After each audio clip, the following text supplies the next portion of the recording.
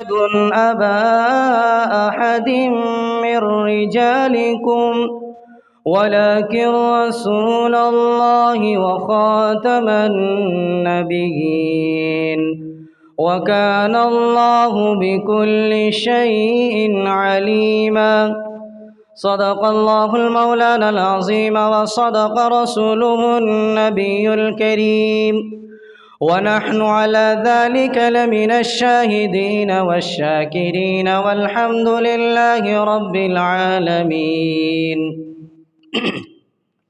हज़रत मुहतरम सामईन इकराम, मेरे बड़े बुज़ुर्गों, नौजवान साथियों और घरों में बैठी हुई इस्लाम की शहज़ादियों,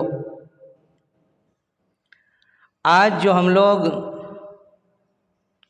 जिसकी दास्तान सुनने के लिए जा रहे हैं वो इस कायनात के अंदर, इस रूए ज़मीन के अंदर सबसे बाबरकत और सबसे अज़मत और सबसे बुलंद व बाला हस्ती है, जिसके बारे में शायर खुद कहता है, ज़बां मेरे कासिर कलम मेरे आजिज़, मोहम्मद की अज़मत बताऊं मैं कैसे।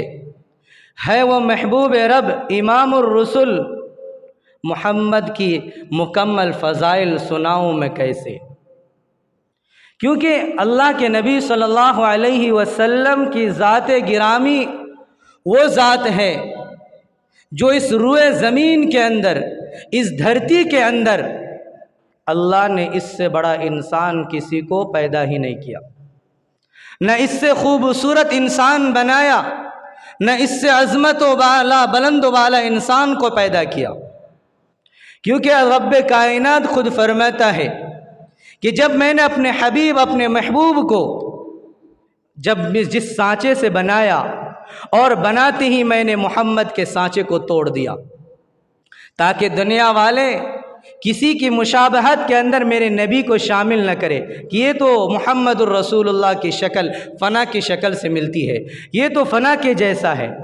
इसलिए अल्लाह ने फरमाया कि जिस तक मैंने मोहम्मद को बनाया, अल्लाह के नबी को बनाने के बाद अल्लाह ने वो सांचा ही तोड़ दिया, उस सांचे को तोड़ के, ताकि किसी की मिसाल कायम ना हो। जिस तरह शाहजहां ने ताजमहल को बनाया और उसके बाद किसी को इजाज़त नहीं दी कि इसकी मिसाल कोई और बना सके। तो दुनिया वाले जब ये कर सकते हैं तो वो तो अहकमुल हाकिमीन है, वो रब्बे कायनात है, वो मालिकुल कुव्वतिल मतीन है, वो रब्बुस समावाति वल अर्द है, वो तो सारे जहान का पालनहार है, वो जो चाहे वो कर सकता है। अल्लाह के सामने किसी चीज़ की कमी नहीं, वो तो सिर्फ कुन और फयकून के ज़रिए से अपने तमाम मसाइल को हल फरमा देते हैं। आज मेरे दोस्तों, अल्लाह तबारक व तआला ने जो हमारे नबी सल्लल्लाहु अलैहि वसल्लम को इस दुनिया के अंदर मबऊस फरमाया,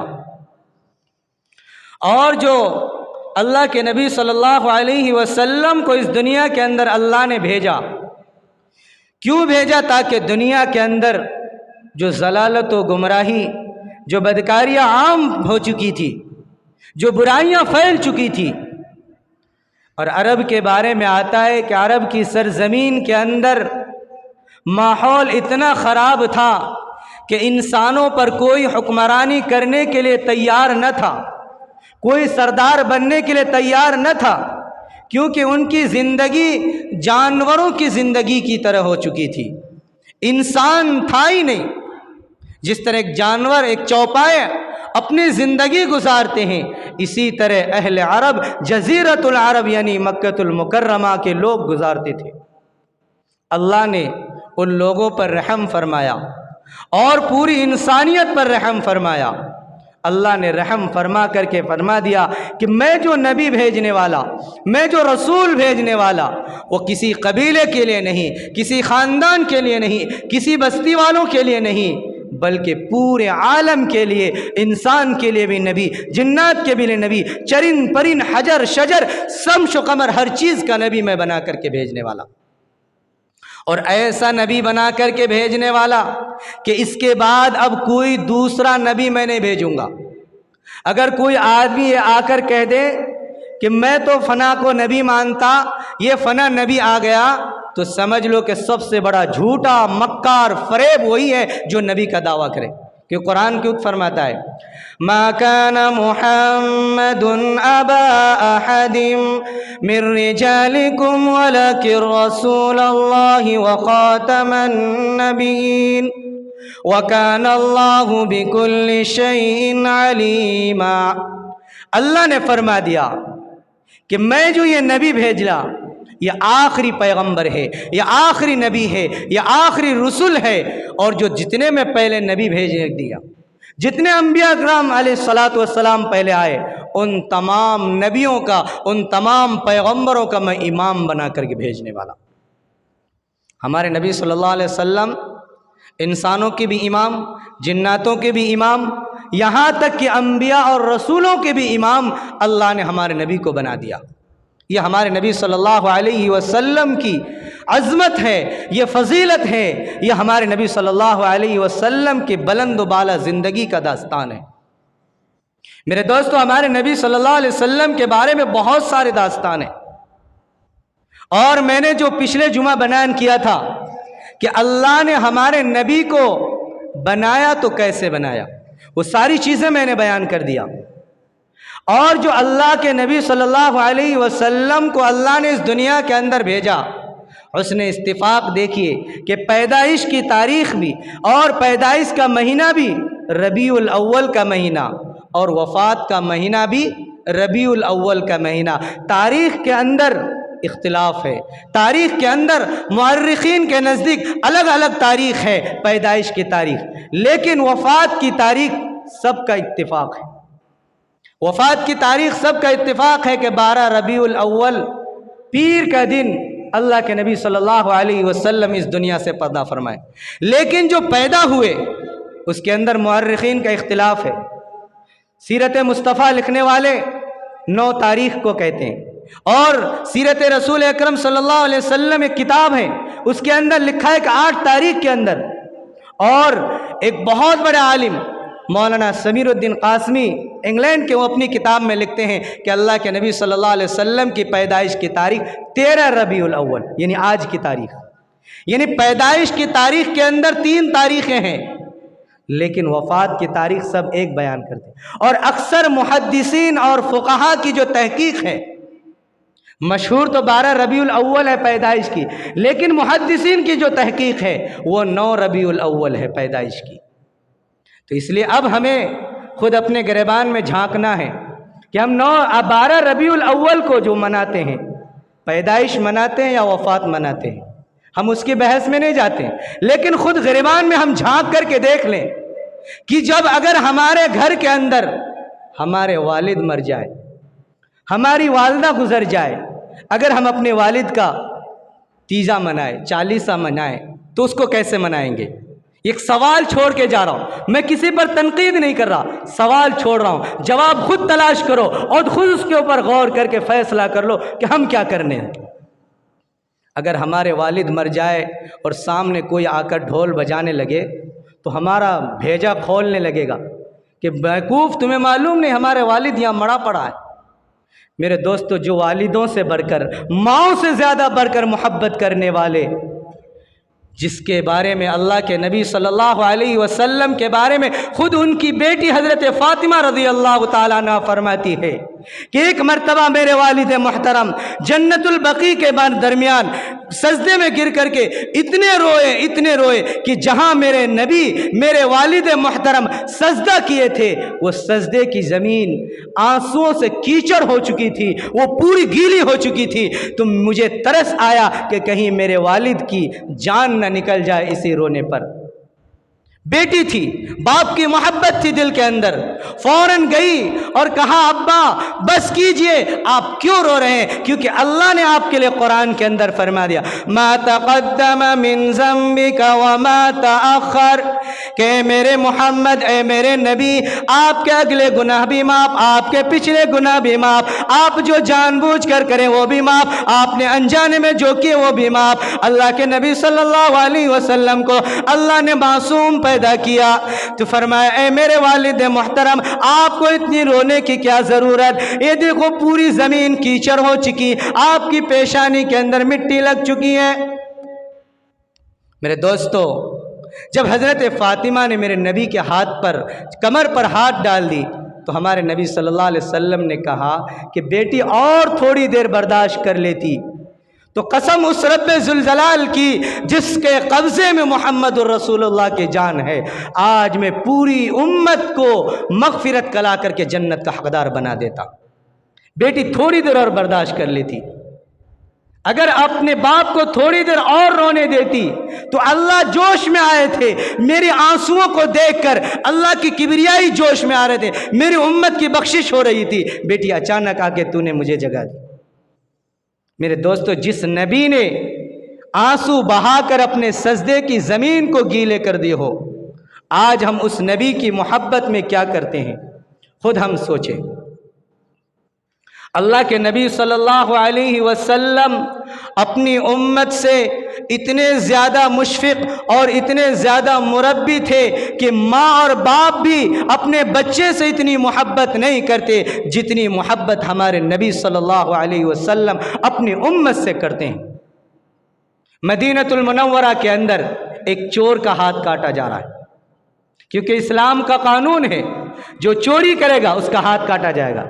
कुरान ने फरमाया, वस्सारिक़ु वस्सारिक़तु फ़क़तऊ अयदियहुमा जज़ाअम बिमा कसबा नकालम मिनल्लाह।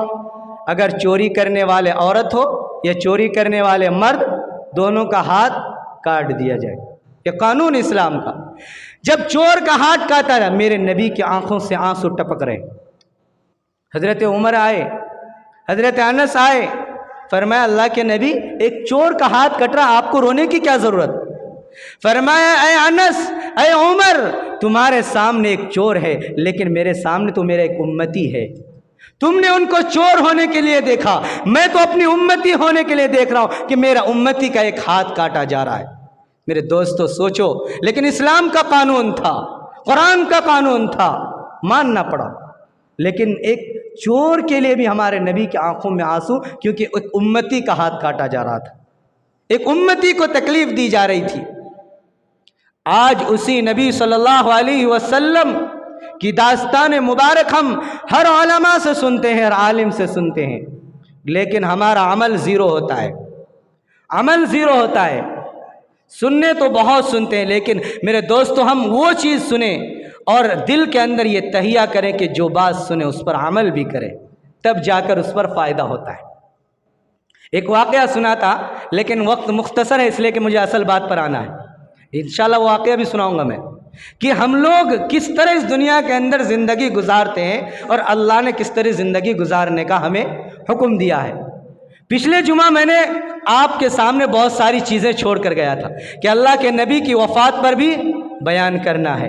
अल्लाह के नबी सल्लल्लाहु अलैहि वसल्लम जब पैदा होने वाले थे तो 9 महीने अपने माँ के पेट में थे, उसको भी बयान करना। अल्लाह के नबी जब पैदा हुए तो अल्लाह ने आसमान से जो 7 नाम उतारे उस पर भी बयान करना है। दुआ करे अल्लाह क्या क्या हमारी ज़बान से निकाल दे, आप टाइम के अंदर बरकत दे और मैं बयान कर दूँ। मेरे दोस्तों सबसे पहली चीज़, क्योंकि जो कल की तारीख थी उस तारीख के हवाले से मैं बात करता हूँ।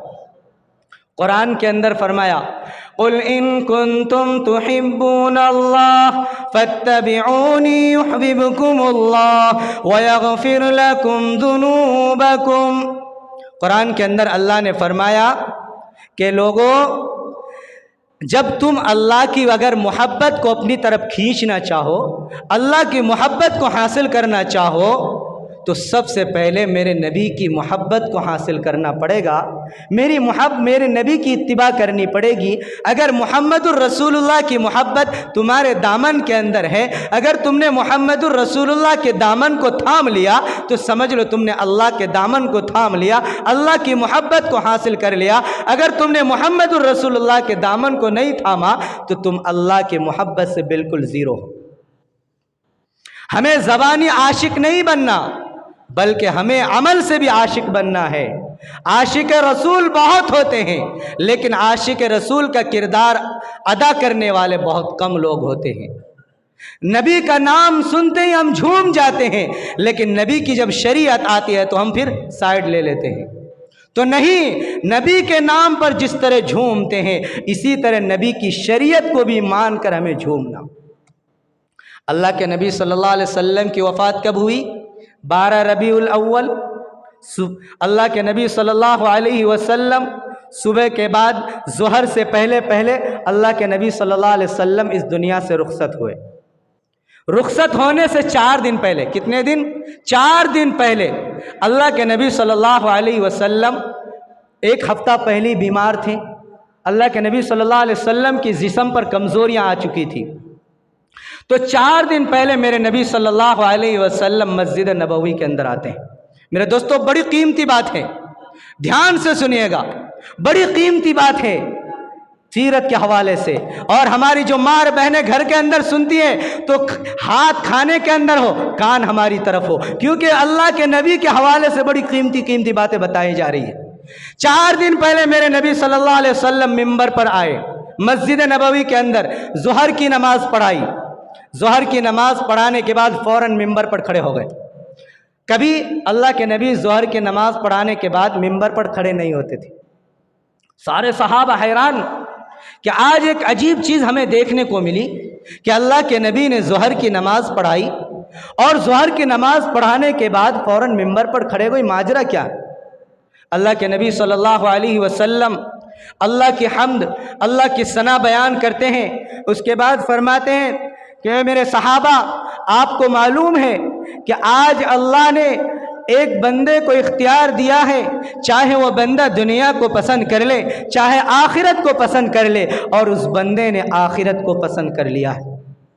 क्या फरमाया कि अल्लाह ने आज एक बंदे को इख्तियार दिया है, चाहे वो दुनिया को पसंद करे या आखिरत को पसंद करे, लेकिन उस बंदे ने आखिरत को पसंद कर लिया। ये कहकर हमारे नबी खामोश हो गए, मिंबर पर खड़े खामोश हो गए।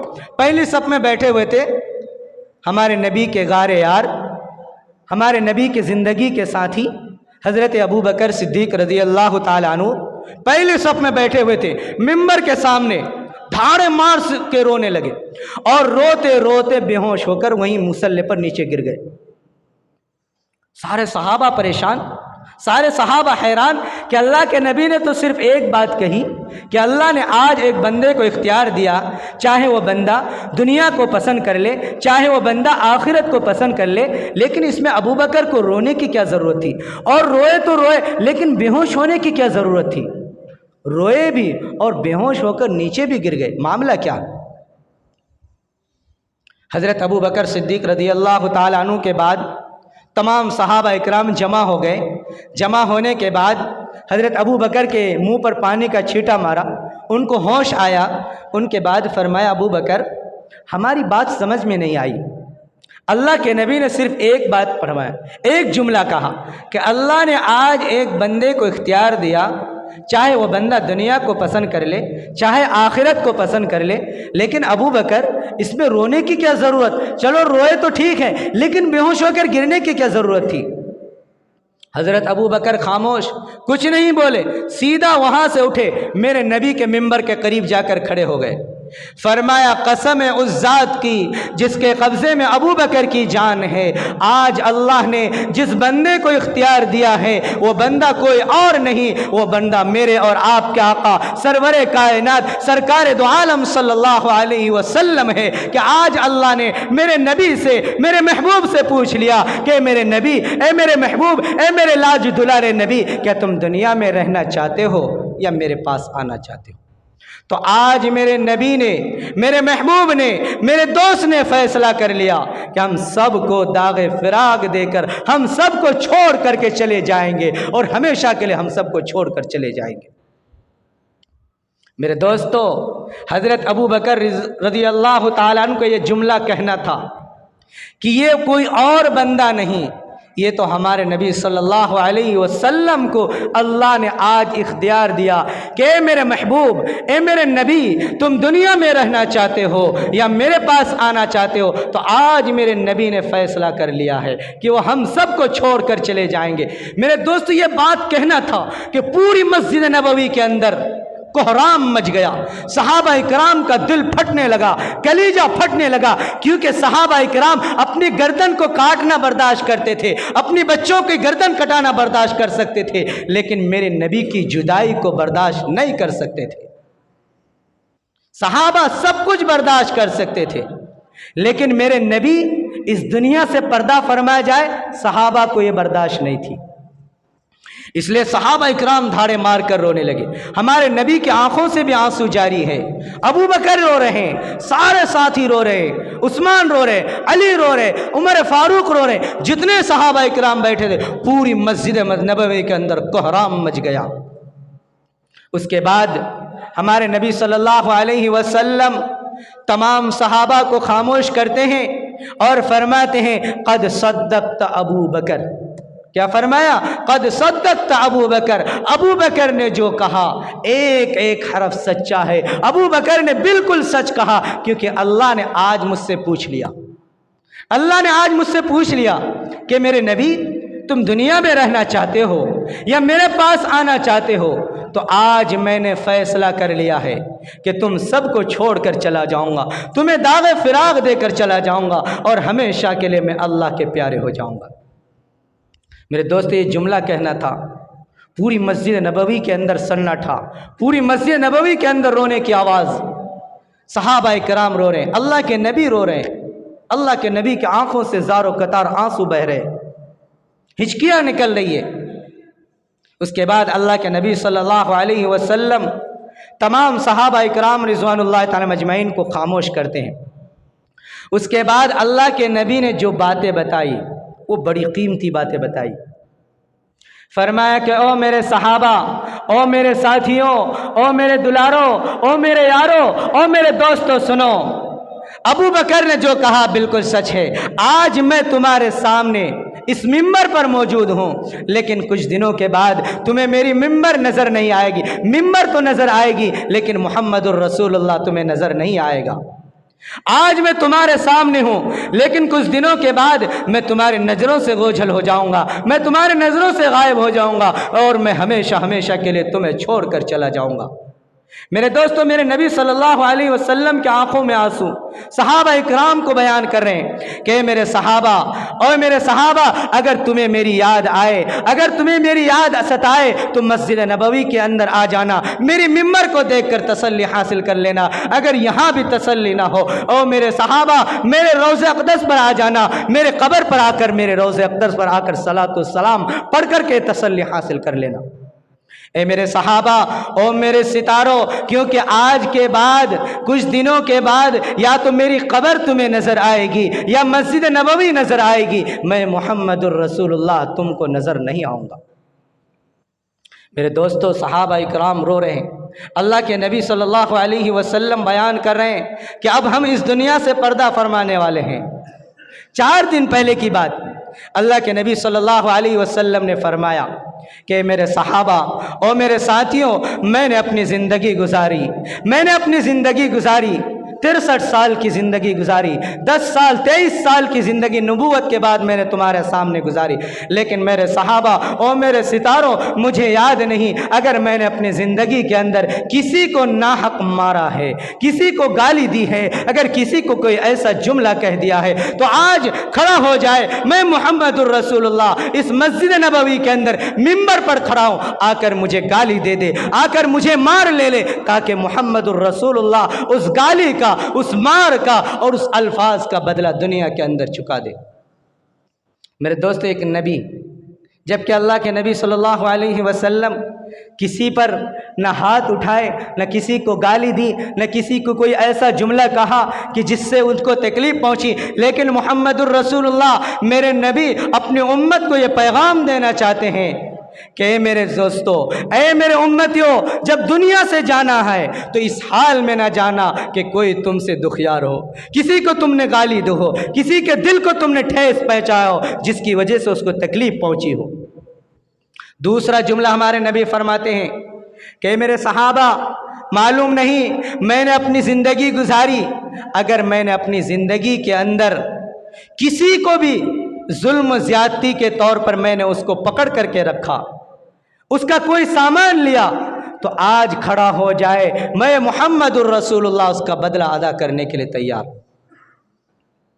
अल्लाह के नबी सल्लल्लाहु अलैहि वसल्लम तीसरी बात फरमाते हैं कि ए मेरे सितारों, ए मेरे यारों, मुझे मालूम नहीं अगर मैंने अपनी ज़िंदगी के अंदर अगर किसी की ज़मीन और जायदाद पर नाजायज़ तौर पर कब्ज़ा किया है, अगर किसी का माल मैंने हड़प कर लिया है, तो आज खड़ा हो जाए मैं मुहम्मदुर रसूलुल्लाह आज उसको अदा करने के लिए तैयार।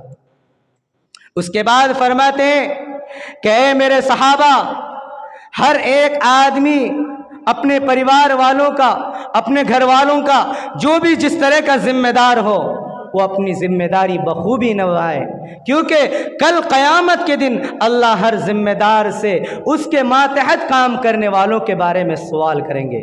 कुल्लुकुम राइन व कुल्लुकुम मसऊलिन अन रइयतिही, हर जिम्मेदार से उसके रइयत के बारे में सवाल किया जाएगा कि तुमने अपनी जिम्मेदारी कैसे निभाई, क्या तुमने अपने जो तुम्हारे मातहत काम करने वाले थे उनके हुकूक अदा किए कि नहीं।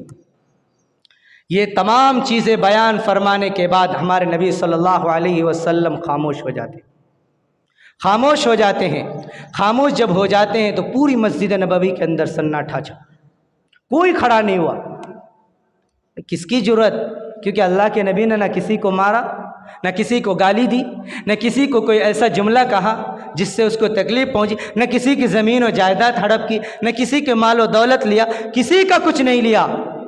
अल्लाह के नबी कुछ देर के बाद खुद फरमाते हैं कि मेरे सहाबा, मुझे मालूम है कि मैंने किसी को गाली नहीं दी, मैंने किसी को कोई ऐसा जुमला नहीं कहा, लेकिन मैं चाहता था कि अगर मेरे से कभी गलती हो गई है ताकि दुनिया का मामला दुनिया के अंदर सफ़ा छुट हो जाए, क्योंकि कल क़यामत के दिन अल्लाह जब हिसाब लेने पर आ जाएगा मेरे दोस्तों, अल्लाह के सामने हिसाब देना मुश्किल हो जाएगा। मैं मुहम्मदुर रसूलुल्लाह भी अल्लाह के सामने हिसाब देने के काबिल नहीं। अल्लाह अगर एक चीज़ के बारे में पूछने लग जाए तो मेरे दोस्तों, किसी के अंदर इतनी जुर्अत नहीं है, किसी के अंदर इतनी ताकत नहीं है कि वह अल्लाह के सामने अल्लाह के सवाल का जवाब दे दे।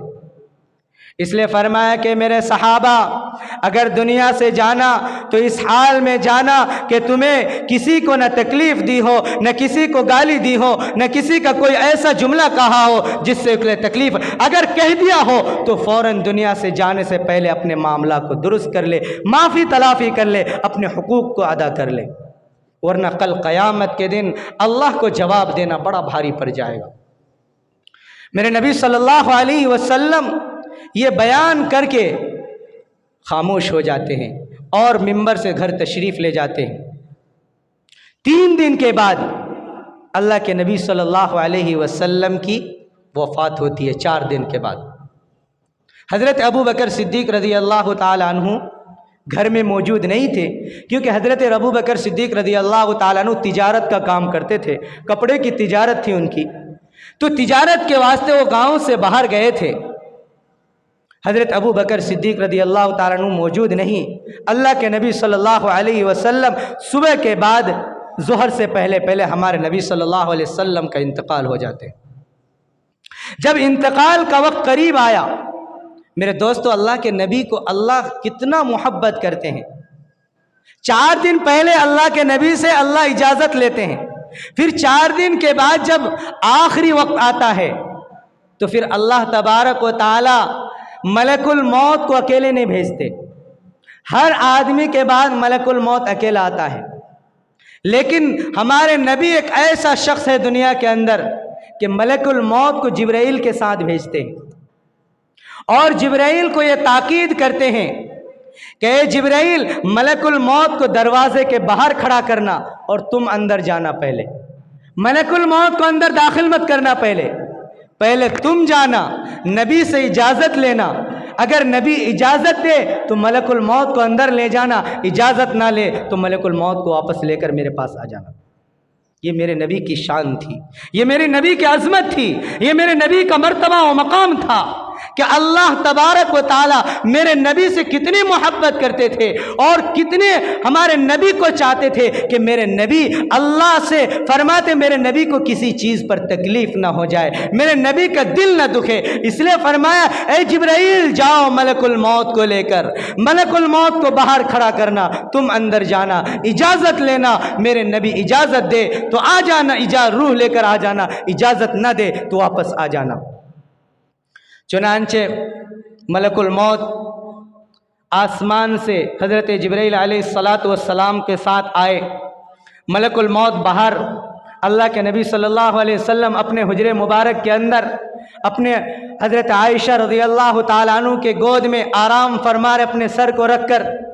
मलकुल मौत हज़रत जिब्राइल अलैहिस्सलाम अंदर आए, फरमाया या रसूल अस्सलामु अलैका या रसूल अल्लाह, या नबी अल्लाह, या हबीब अल्लाह, ए अल्लाह के नबी, अल्लाह की तरफ से आप पर सलामती हो, अल्लाह ने आपके लिए सलाम भेजा है और अल्लाह ने मेरे साथ मलकुल मौत को भी भेजा है।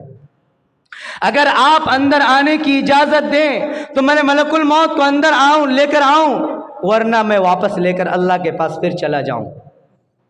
मेरे दोस्तों, उम्मत से कितनी मोहब्बत थी, ये नालायक उम्मत से, हम जैसे नालायक उम्मत से अल्लाह के नबी को कितनी मोहब्बत थी कि मौत के भी वक्त अल्लाह के नबी अपनी उम्मत को नहीं भूले।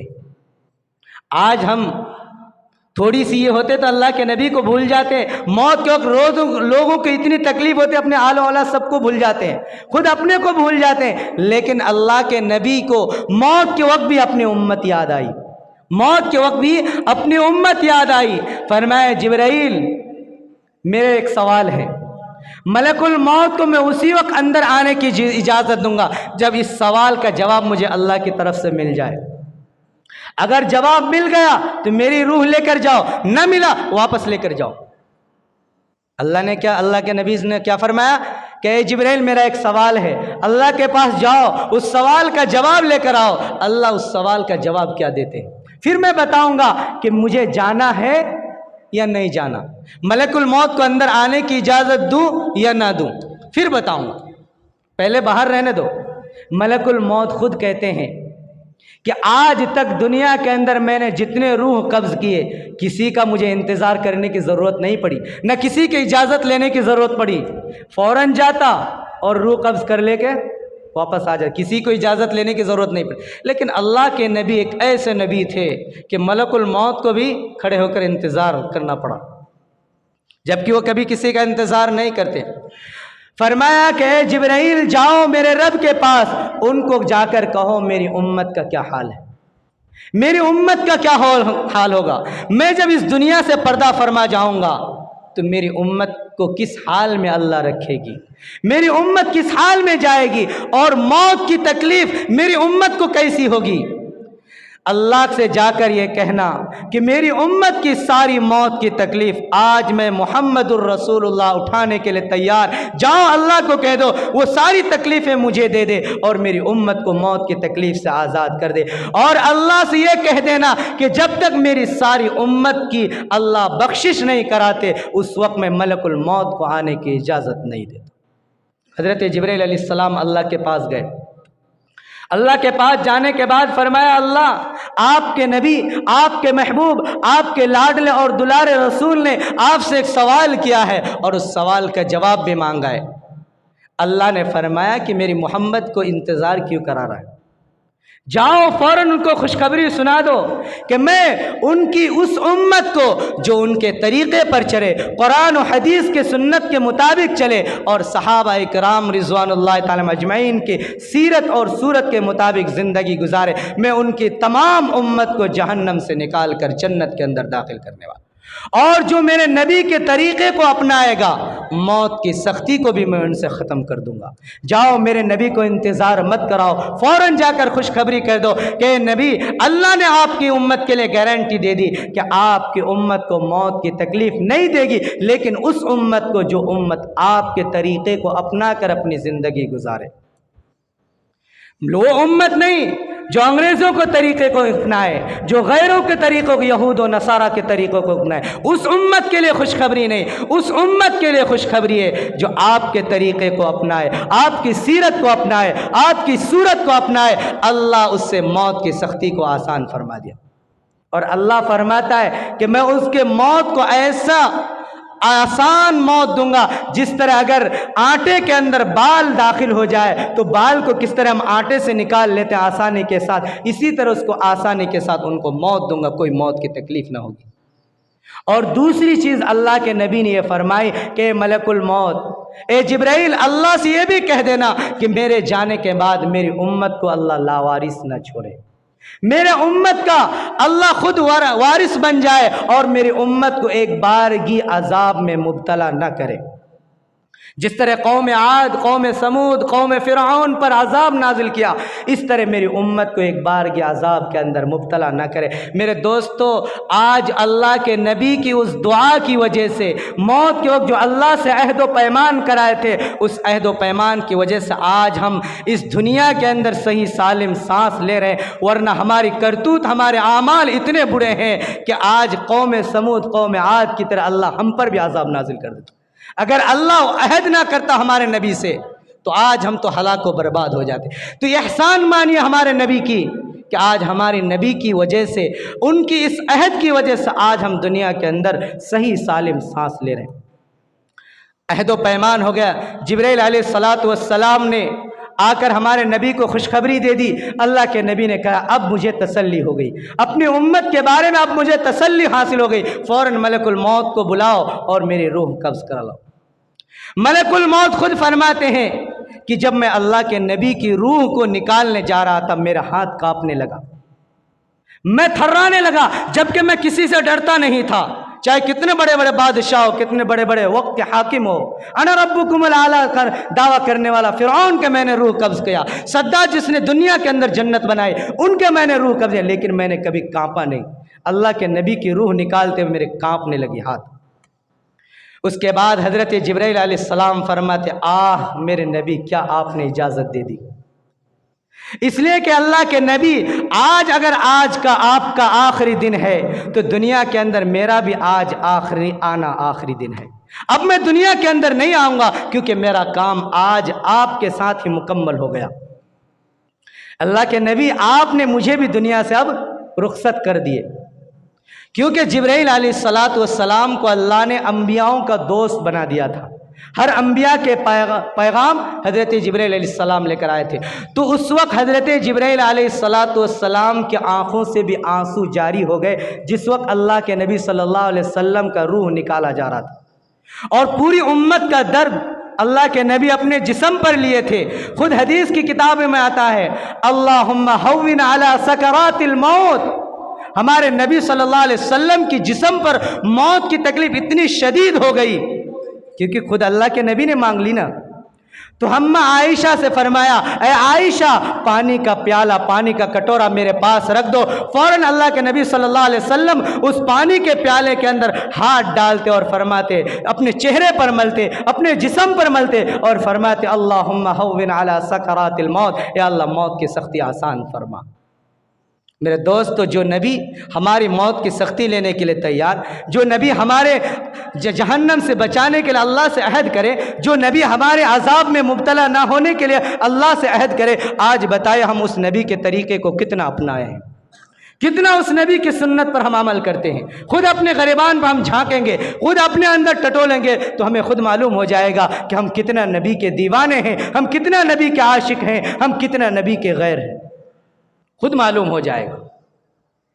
हम किसी को नहीं कहते, खुद एक दिन 1 मिनट बैठ करके सोचने लगे कि जो नबी अपनी उम्मत की मौत की सख्ती को अपने अंदर लेकर फरमाते हैं। अम्मा आयशा खुद फरमाती है कि मेरे नबी के चेहरे पर बार बार पसीना आता था, बार बार गशी आती थी और फ़ौरन मेरे नबी हाथ रखते पानी के ठंडे पानी के प्याले में और बार बार अपने चेहरे पर मलते। अब बताइए कितनी तकलीफ़ होती होगी। और क्यों लिया?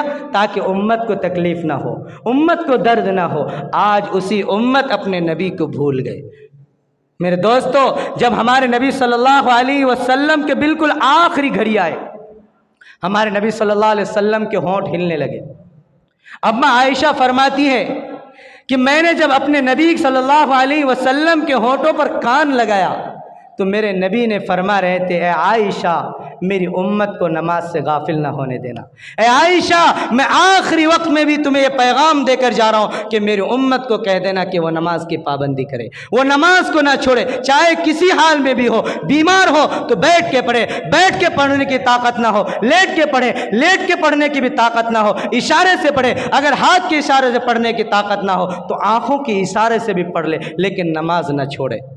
आखिरी वक्त अम्मा आयशा खुद फरमाती है कि आखिरी वक्त में जो मेरे नबी की जो होंठ हिल रहे थे, फरमाया अस्सलात अस्सलात। ऐ आयशा मेरे नबी को नमाज की मेरे उम्मत को नमाज की पाबंदी करने कहना, मेरी उम्मत को सजदा की पाबंदी करने के लिए कहना कि जितना मेरी उम्मत सजदा करेगी, जितना अल्लाह के साथ रोएगी, उतना ही मेरे करीब होती चली जाएगी।